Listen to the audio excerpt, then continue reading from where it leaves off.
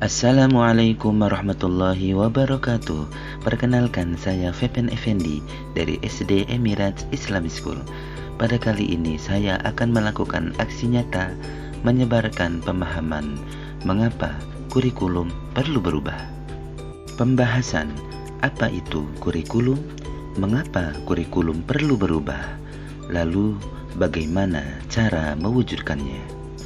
Peran guru bukan lagi sebagai satu-satunya sumber pengetahuan bagi murid. Kemajuan teknologi membuat pengetahuan dapat diakses murid tanpa batas, dan itu membuat murid-murid kita punya banyak pilihan cara untuk belajar.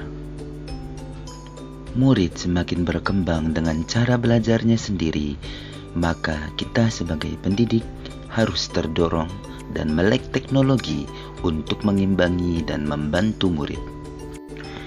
Murid hidup pada zaman dan keadaan yang berbeda. Cara berkomunikasi, cara belajar, dan cara memandang diri dan lingkungannya berbeda dengan keadaan yang kita alami pada zaman dulu. Kita harus memikirkan kompetensi apa yang akan dibutuhkan oleh murid 10 tahun ke depan. Selanjutnya, apa itu kurikulum dan bagaimana kaitannya dengan pembelajaran? Ini penting agar kita dapat lebih memahami peran dan fungsi kurikulum dalam pembelajaran. Apa itu kurikulum? Kurikulum dapat dimaknai sebagai titik awal sampai titik akhir pengalaman belajar murid. Kurikulum adalah jantungnya pendidikan. Kurikulum merupakan pedoman penyelenggaraan kegiatan pembelajaran untuk mencapai tujuan pendidikan tertentu. Kurikulum yang baik adalah kurikulum yang sesuai dengan zamannya. Selanjutnya, komponen kurikulum. Ada 4 komponen kurikulum, yaitu yang pertama, tujuan, kedua, konten, ketiga, metode atau cara, dan yang keempat, evaluasi. Komponen ini dapat kita gunakan dalam mendesain kurikulum dan pembelajaran berdasarkan kebutuhan murid. Klasifikasi komponen kurikulum. Yang pertama, tujuan pembelajaran atau konten. Yang kedua, panduan pedagogi. Dan yang ketiga, panduan asesmen. Kemerdekaan dalam belajar adalah jantung dari pengembangan kurikulum. Peran dan fungsi kurikulum. Kurikulum berperan sebagai pedoman dan acuan dalam pembelajaran. Fungsi kurikulum bagi guru adalah untuk memandu dalam proses belajar murid. Peran dan fungsi kurikulum dapat kita optimalisasi dalam kerangka yang pertama, mewariskan nilai dan budaya masyarakat yang relevan dengan masa kini, mengembangkan sesuatu yang dibutuhkan saat ini dan masa depan, kemudian menilai dan memilih sesuatu yang relevan dan kontekstual sebagai kontrol sosial. Selanjutnya, mengapa kurikulum harus berubah? Alasan kurikulum harus berubah. Yang pertama, agar relevan dengan perkembangan zaman. Yang kedua, menyesuaikan dan mewujudkan pembelajaran yang berpihak pada murid. Dan yang ketiga, menyiapkan generasi masa depan yang visioner.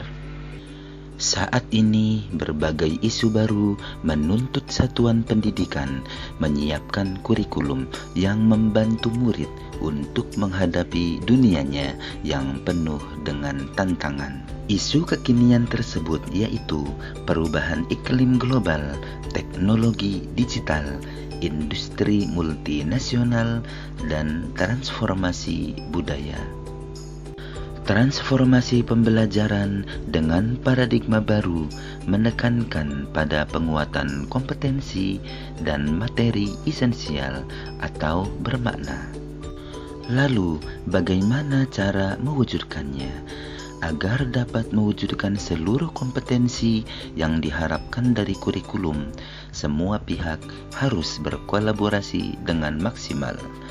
Yang pertama, guru terus belajar memfasilitasi pembelajaran yang sesuai. Kedua, orang tua harus memahami perkembangan dan kebutuhan murid. Ketiga, pemerintah daerah dan pusat serta semua pihak yang bergerak di bidang pendidikan harus terus mengikuti perkembangan kebutuhan murid. Kurikulum bersifat dinamis dan terus dikembangkan atau diadaptasi sesuai konteks karakteristik murid sebagai kebutuhan mereka. Bagaimana pertimbangan dalam merancang kurikulum? Ketika kita merancang kurikulum, kita harus menempatkan kebutuhan, pendapat, pengalaman, hasil belajar, dan kepentingan murid sebagai rujukan utama. Kurikulum nasional perlu disesuaikan dengan kebutuhan satuan pendidikan. Oleh sebab itu, kita harus melakukan adaptasi sesuai dengan konteks dan karakteristik murid. Begitupun dengan pembelajarannya, kita sesuaikan dengan kebutuhan murid, kompetensi apa yang dibutuhkan murid, dan bagaimana mewujudkannya. Transformasi pembelajaran berfokus pada perkembangan karakter berdasarkan nilai-nilai Pancasila untuk mewujudkan profil pelajar Pancasila, yaitu 1. Beriman, bertakwa kepada Tuhan Yang Maha Esa dan berakhlak mulia. 2. Berkebinekaan global. 3. Bergotong royong. 4. Mandiri. 5. Bernalar kritis. Dan 6. Kreatif. Sebagai pemilik dan pengembang kurikulum di satuan pendidikan, kitalah yang harus beradaptasi mengembangkan kurikulum sesuai konteks dan karakteristik murid-murid kita. Terima kasih. Wassalamualaikum warahmatullahi wabarakatuh.